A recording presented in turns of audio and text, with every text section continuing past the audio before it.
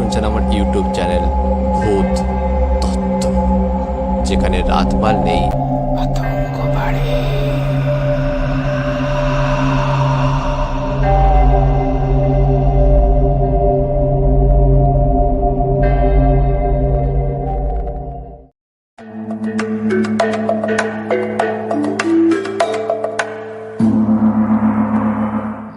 Welcome back, সকলকে স্বাগত জানাচ্ছি ভূত তত্ত্বের 89তম এপিসোডে।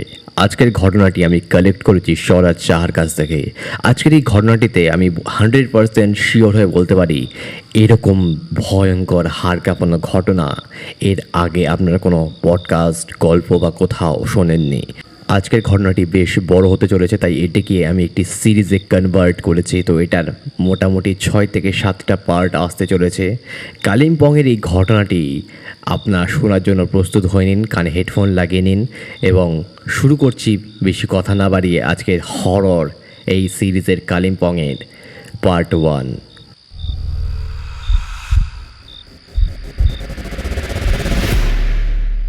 কলেজের 4th সেম দিয়ে এই সবে একটু হালকা হলাম।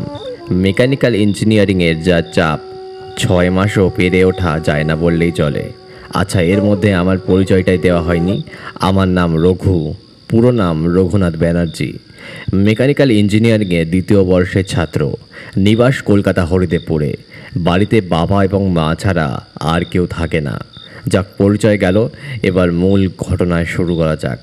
পরীক্ষা শেষ হলে মা খুব করে বায়না ধরল এই গরমে উত্তরবঙ্গ যাবে। ওখানে গেলে মায়ের মনও ভালো থাকে আর কলকাতার এই ভ্যাপসা গরম থেকেও নিস্তার পাওয়া যায়। অবশ্য কথাটা খুব একটা ফেলনা নয়, উত্তরবঙ্গ জায়গাটাই কিন্তু বেশ লাগে। যাই হোক, মায়ের এই বায়নায় বাবাও সায় দিল, কারণ বাবাদের অফিসেও এই গরমে লিভ পাওয়া যায়। আর আমিও আর বিন্দুমাত্র দেরি না করে সোজা ছুট লাগালাম রাজুদার কম্পিউটারের দোকানে। এই রাজুদার দোকান থেকেই আমাদের যাবতীয় টিকিট কাটা হয়। আমরা ঠিক করলাম দার্জিলিং, গ্যাংটক, ডুয়ার্স অনেক ঘুরেছি, এবারটা না হয় একটু নির্জন স্থানেই ঘোরা যাক। অনেক ভেবে চিনতে আমি পেলিংয়ের প্রস্তাব দিলাম, কিন্তু বাবা বলল না, পেলিং না, আমরা কালিম্পং যাব।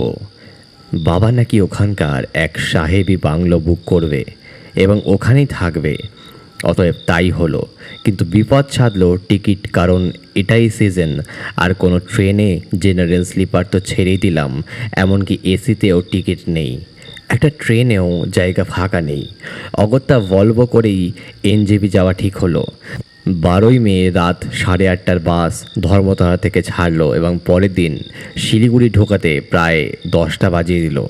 ফারাক্কাতে রাস্তার কাজের জন্য এত দেরি আর কি। বাস থেকে নেমে এক তৎকালীন হোটেল নিয়ে আগে স্নান সেরে দিলাম। তারপর গরম গরম ভাত আর ডিম ভাজা দিয়ে প্রাতরাশ সারলাম। এবার গন্তব্য কালিম্পং। এনজেপি স্টেশনের দিকে অনেক শাটল দেখতে পেলাম এবং একটা ভাড়াও করে নিলাম। রওনা দিতে দিতে বেজে গেল প্রায় বেলা 1টা।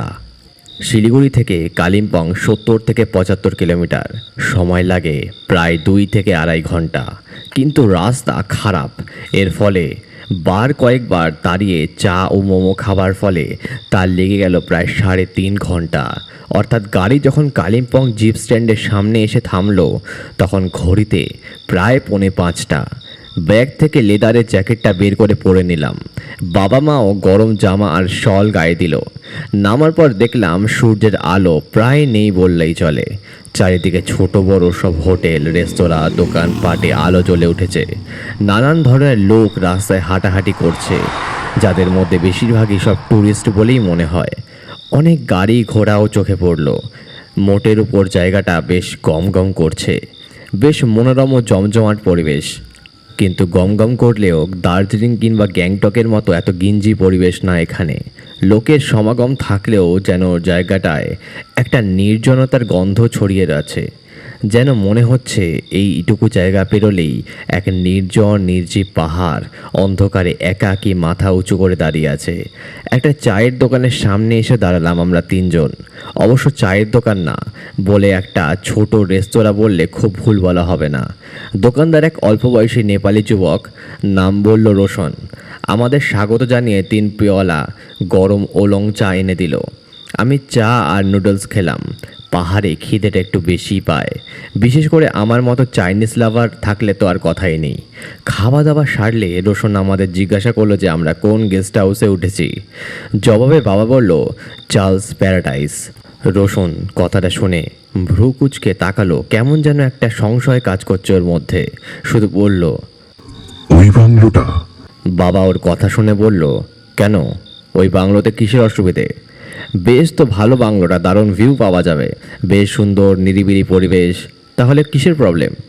রোশন চুপ করে থেকে বলল যে কারণ বিশেষ ও জানে না, তবে এর আগে কেউ ওই বাংলোতে থাকেনি। অনেকদিন হলো, প্রায় পরিত্যক্ত হয়ে পড়ে আছে সেই বাংলো। বাবা বিশেষ পাত্তা দিল না ওর কথাতে।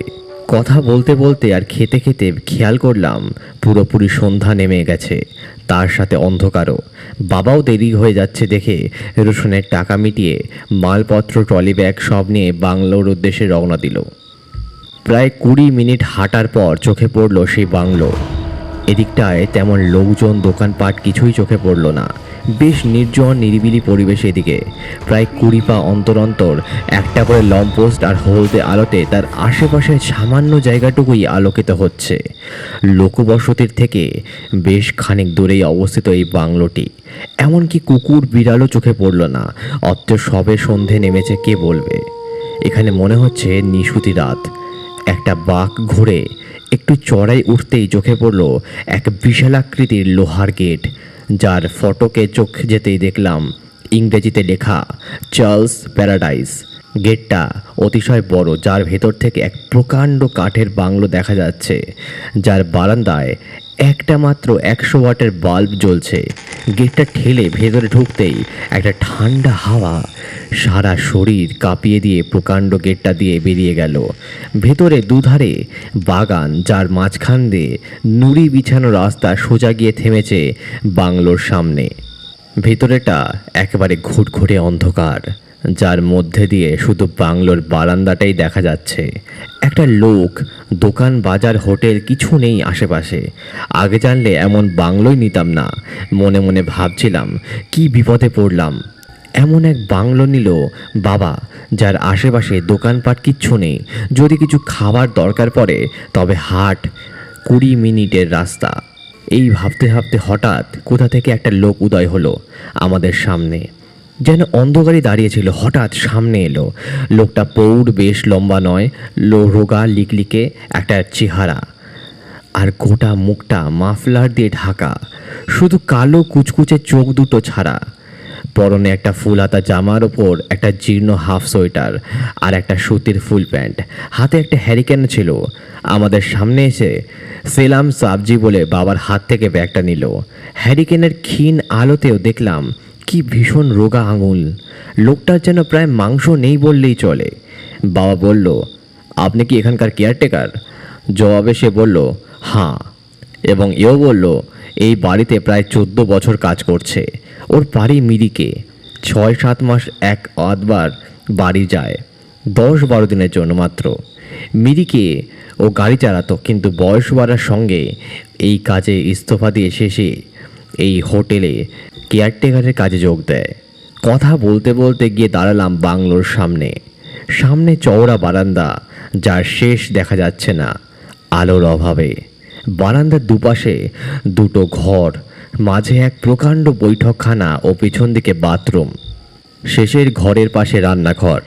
বাংলোটা পুরোটাই আমাদের বুকিং ছিল। আমরা যে যার ঘরে যখন ঢুকলাম তখন বৈঠকখানাতে একটা প্রকাণ্ড সাহেবী আমলের গ্র্যান্ডফাদার ক্লকে ঢং ঢং করে 7টার ঘন্টা পড়ল। আমি ঘরে ঢুকতেই একটা কাঁচা মাংসের বোটকা গন্ধ নাকে পেলাম। বেশ অস্বস্তিকর গন্ধটা মনে হলো, কেউ যেন কাঁচা মাংস কাটছে। যাই হোক, অত আমল দিলাম না। ব্যাগপত্র রেখে আলো জ্বালালাম।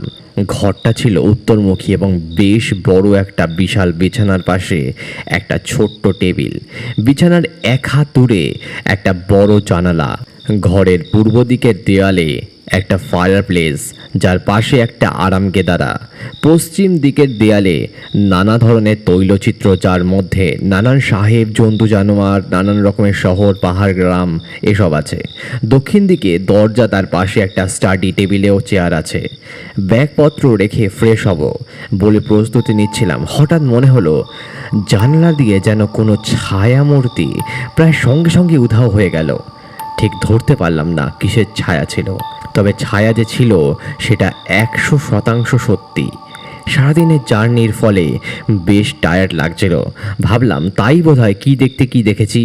এই নিয়ে আর বেশি চিন্তা না করে হাত পা ধুয়ে ঘরে এসে বসলাম। একটু পরে বাবা ডাক দিল। বাবা মায়ের ঘরে গিয়ে দেখলাম কেয়ারটেকার মোটা মোটা রুটি আর মুরগির মাংসের ঝোল দিয়ে গেছে। খুব খিদে লাগছিল, তাই বেশি দেরি না করে রুটিটা ছিঁড়ে ঝোলে ডুবিয়ে মুখে পুরলাম। ইস, কি আষ্টে গন্ধ! কাঁচা মাংসের গন্ধ ঝোলটার থেকে যেন মাংসগুলো কাঁচা দিয়ে গেছে। দেখলাম বাবা মা দিব্যি খাচ্ছে। আমার দারুণ খিদে পেয়েছিল, কিন্তু ওই গন্ধে আর খেতে পারলাম না। বেশি কথা না বাড়িয়ে কোনো রকমে বাবা মাকে ম্যানেজ করে নিজের ঘরে এসে বিস্কুট খেয়ে জল খেয়ে নিলাম। ঘরে ঢুকতে হঠাৎ কেন জানি না মনে হলো আমার ঘরে এক মুহূর্ত আগে কেউ একটা ছিল। আমার উপস্থিতিতে সে এখন এইমাত্র ঘর ত্যাগ করলো। আমার ষষ্ঠ ইন্দ্রিয়গুলো কেন জানি না জোর করে বলতে লাগলো কেউ একটা নিশ্চয়ই ছিল এক্ষুনি, এবং সে এখনও হয়তো আড়াল থেকে নজর রাখছে আমার উপরে। যখনই আমি ঘুমাবো সে হয়তো আবার ঢুকবে এই ঘরে। এই অপেক্ষাতেই হয়তো সে আছে। আমার শরীর ক্লান্ত ছিল, তাই বেশি মাথা ঘামানোর মতো শক্তি ছিল না। বিছানাতে শুতেই আমি ঘুমিয়ে পড়ি।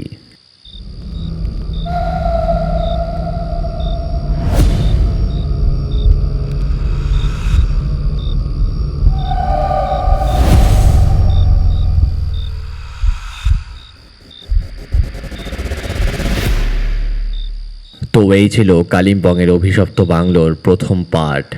এরপরে দ্বিতীয় এবং তৃতীয় সিরিজে আপনারা শুনতে চলেছেন আরও অমানবিক এবং ভয়ঙ্কর কিছু, যেখানে আপনাদের ভাবতে বাধ্য করবে এবং আপনাদের গায়ের লোম দাঁড়িয়ে যাবে।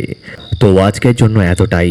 নতুন হয়ে থাকলে সাবস্ক্রাইব করে দেবেন আমার ইউটিউব চ্যানেল ভূত তত্ত্ব, যেখানে রাত বাড়লেই আতঙ্ক বাড়ে।